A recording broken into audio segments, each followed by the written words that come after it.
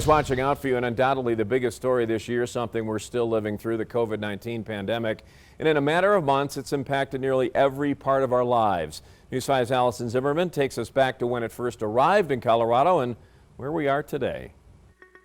At the beginning of the year, coronavirus dominated international headlines as we learned about it in other parts of the world, starting in China and making its way across Asia and Europe.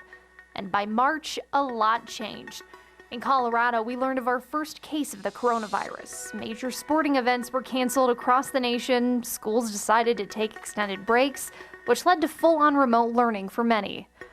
We're going to be looking for guidance from our local health agencies, guidance from the governor. We have a limited number of tests. We want to save those tests for the people that really need them. In a matter of days, test sites were up, procedures were changing in public spaces with social distancing and cleaning practices put in place. And by mid-March, a Colorado woman in El Paso County died from COVID-19. The case was traced back to a bridge tournament in the county. House will stand in adjournment. State lawmakers suspended the legislative session, and with case counts high in mountain towns, ski resorts were shut down, followed by closures of gyms, restaurants, movie theaters, bars, and casinos, putting thousands out of work. More test sites opened up in the state, including one in Pueblo. The stay-at-home order means that individuals should only interact with your own household. Near the end of the month, Governor Jared Polis announced a statewide stay-at-home order to slow the spread of the virus, as the state passed more than 2,000 positive cases in a matter of weeks. We're here to express the Sheriff's Office's profound sadness, to let everybody know in our community that Deputy Jeff Hopkins, unexpectedly while off duty, passed away on April 1st from the COVID-19 virus. The start of a new month brought with it tragedy, as an El Paso County Sheriff's deputy died from the virus. One of the ways we can safeguard our community is by protecting the health of our law enforcement personnel. As many in-person events were canceled, the Air Force Academy held a socially distanced outdoor graduation. No families present. Instead, watching their cadets graduate from the comfort of their homes. This is really going to be, for the foreseeable future, an important part of our culture in Colorado. Masks then became another way to slow the spread, with local leaders encouraging Coloradans to wear them in public spaces. In mid-April, protesters descended on the state capitol in opposition of stay-at-home orders. And after a month at home, the state began to move into the safer at-home phases, slowly reopening some businesses, offices, and elective medical procedures. You can process up to 10,000 a day. By mid-May, testing expanded in the state to allow anyone with symptoms to receive a test, and restaurants were allowed to reopen with guidelines in place.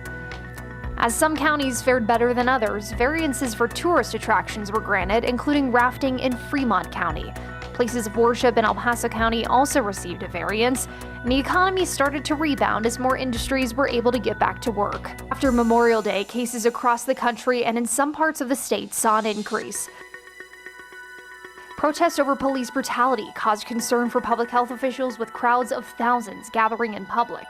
The summertime also brought a new trend in transmission of the virus, primarily between young adults. In July, cities began adding mask mandates in an effort to mitigate the virus. Discussions were underway in Colorado Springs, but by mid-July, it was mandated at the state level in all indoor spaces. Conversations over the summer shifted to how kids would return to school, if at all. Some districts opted to begin the school year remotely.